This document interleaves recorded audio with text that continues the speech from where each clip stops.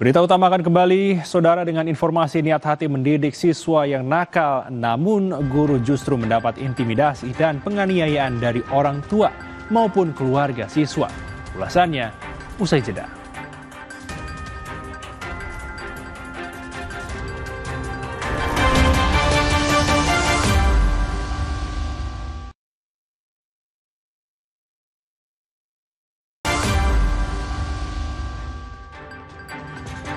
Anda kembali di berita utama bersama saya Jihan Novita. Saudara, guru memiliki tugas yang mulia. Selain mendidik melalui ilmu, guru juga harus mendidik karakter siswa. Mampu mengendalikan diri, menahan emosi, dan tenang dalam menghadapi beragam karakter siswa menjadi tantangan bagi pahlawan tanpa tanda jasa. Namun, benteng kesabaran seorang guru runtuh perlahan terkikis oleh ulah sang murid yang tak henti menguji batas. Itulah yang dirasakan salah seorang guru SMP di Subang, Jawa Barat. Berulang kali menghadapi murid yang kerap berbuat onar membuat sang guru mencapai titik nadir hingga akhirnya tamparan mendarat di pipi sang murid. Lah ini Anda menggambar-gambar aja. Ya. Seorang guru di Subang. SMP 2. Lihat itu. Pak Dedi tolong, Pak. Laporin ke Pak Dedi. Saya akan lapor, Pak, ya. Pak, sini kan untuk cari solusi. Cekcok antara orang tua siswa dan seorang guru ini terjadi di SMPN 2 Jalan Cagak, Kabupaten Subang. Orang tua siswa tak terima lantaran sang anak ZR mengadu karena menjadi satu dari 8 siswa yang dipukul guru di sekolah. Sejumlah guru berupaya menenangkan keduanya yang emosi. Menurut orang tua siswa, anak hanya bolos sekolah. Namun, pendisiplinan dari sang guru sudah melewati batas kewajaran.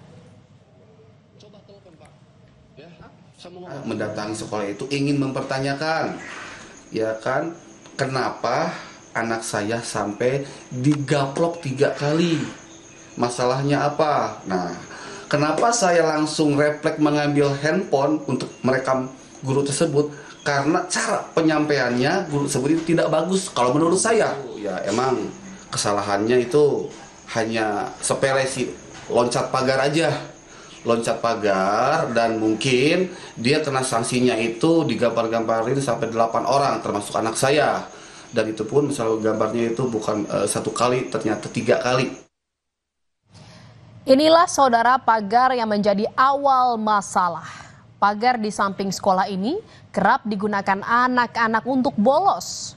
Pagar itu berbatasan dengan kebun kosong sehingga dimanfaatkan siswa untuk kabur.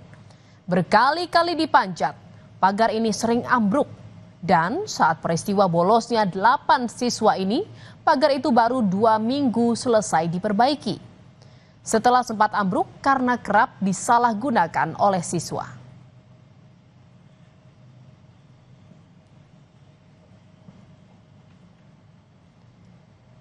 Saudara, 8 siswa yang mencoba melompat pagar tersebut terpergok siswa lain dan akhirnya dilaporkan ke guru. Oleh bagian kesiswaan, 8 murid ini dipanggil, salah satunya ZR, anak dari Denny Rukmana dan Rana Saputra, ikut mendatangi ke-8 siswa tersebut. Rana gusar dengan kelakuan ZR yang dikenal nakal karena pernah ketahuan merokok dan berkelahi di sekolah. Akumulasi ulah bengal sang murid membuat kesabaran Rana habis. Ia pun lepas kendali hingga berujung tamparan mendarat di pipi ZR. Rana mengaku juga menampar 7 siswa lainnya. Rana bilang tamparannya tidak bermaksud untuk menyakiti, melainkan untuk mendidik para siswa. Rencanakan Pak, dari tembok dalam dia pakai kursi, kemudian di luarnya juga ke kebun nanas misalnya dia juga pakai kursi lagi. Oh berarti loncat. Berarti bukan kebetulan saya pelakunya, saya nampar anak itu. Kalau dikumpulin sama kesiswaan, Pak, cuma saya nyamperin. Bukan untuk mencederai, bukan menyakiti. Dibarisin anak-anak itu. Dibarisin. Berapa orang? 8 orang. Semua disabok kabeh. Dicabokan Tarik. Menurut pihak sekolah, saudara, pendisiplinan tersebut dilakukan karena sang anak sudah berulang kali diingatkan. Pihak sekolah mengaku hukuman dilakukan untuk mendisiplinkan sejumlah murid yang bolos memanjat tembok pagar sekolah meski cara menghukumnya berlebihan.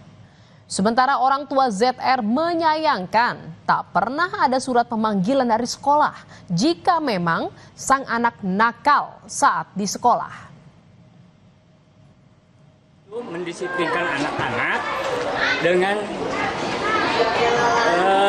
bertahap. Jadi kemarin itu mungkin bentuk pendisiplinan yang paling keras mungkin di sekolah kami. Kenarannya sudah berulang, itu dari kelas 7. Dan yang kemarin itu mungkin puncak dari kekesalan guru terhadap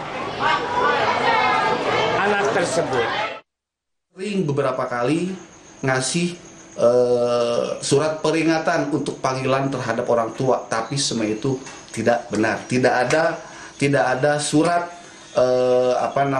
peringatan yang ditujukan ke orang tua sehingga orang tua bisa datang ke sekolah. Juga saya hanya meluruskan aja, ya, bukan hanya karena saya tidak datang, tidak adanya panggilan dari pihak sekolah. Berarti tidak diterima ya, Pak ya? Tidak sampai ke orang tua secara pribadi. Tapi sudah ditanyakan ke anaknya, ada surat panggilan apa enggak? Gitu? Selama ini beberapa kali saya tanya, tidak ada, Pak. Pihak sekolah dan orang tua siswa telah melakukan mediasi. Dinas Pendidikan Kabupaten Subang menyatakan kasus ini telah berakhir damai. Dinas Pendidikan juga memastikan siswa yang dihukum oleh gurunya kini juga telah kembali masuk sekolah.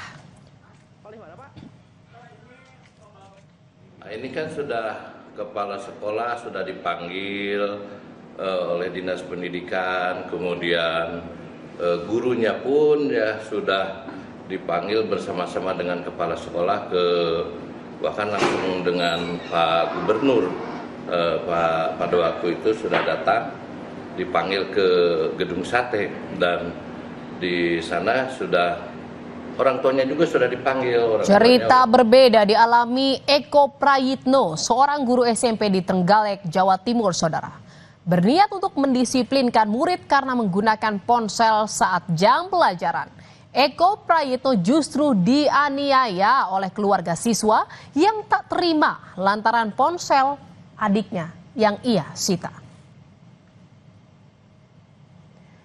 Dan saudara, kasus ini berawal saat kegiatan belajar kelompok di kelas pada Jumat akhir Oktober lalu digelar. Eko yang merupakan guru seni budaya memberikan izin setiap kelompok menggunakan maksimal 2 telepon genggam untuk mencari materi pelajaran. Namun salah seorang siswi berinisial N ketahuan menggunakan ponselnya untuk hal lain.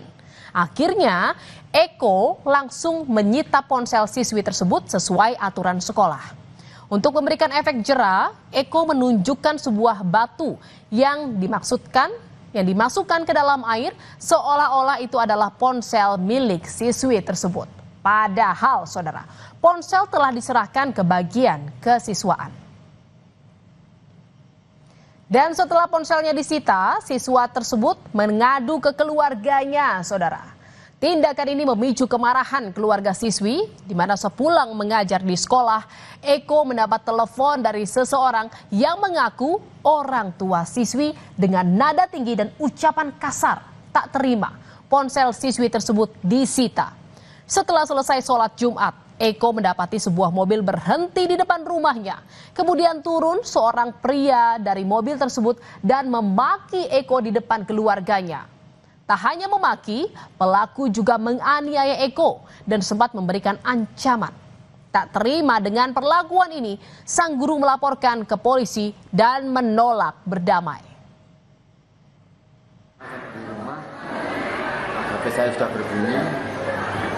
Di sel orang tua dari Anda yang pada waktu tadi saya pelajaran itu ada, intinya tidak terima HP-nya anak disita. Saya jelaskan kronologisnya sudah tidak mampu.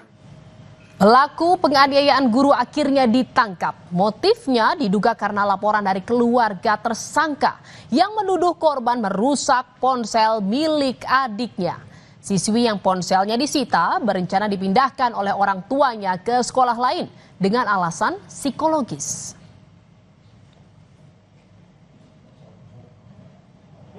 Kakak dari Nadia mengatakan kepada korban bahwa dia tidak terima jika handphone milik Nadia diminta oleh korban dan diceburkan ke dalam air. Awang emosi kemudian tanpa meminta penjelasan lebih lanjut kepada korban saudara Eko langsung melakukan kekerasan terhadap korban. Guru memang memiliki hak memberi sanksi bagi siswa yang melanggar aturan. Namun, sanksi yang diberikan harus bersifat mendidik, bukan dengan cara kekerasan. Kesabaran ekstra harus dimiliki seorang guru dalam menghadapi beragam karakter siswa. Sebagai pahlawan tanpa tanda jasa, harus mampu menciptakan lingkungan belajar yang positif. Jangan sampai ada kekerasan lagi di sekolah. Saudara, berita utama masih akan kembali seusai jeda dengan informasi mengenai polisi memastikan 2 kerangka manusia yang ditemukan di Kuitang, Jakarta Pusat adalah 2 orang yang dilaporkan hilang saat demo Agustus 2025. Tetaplah di berita utama.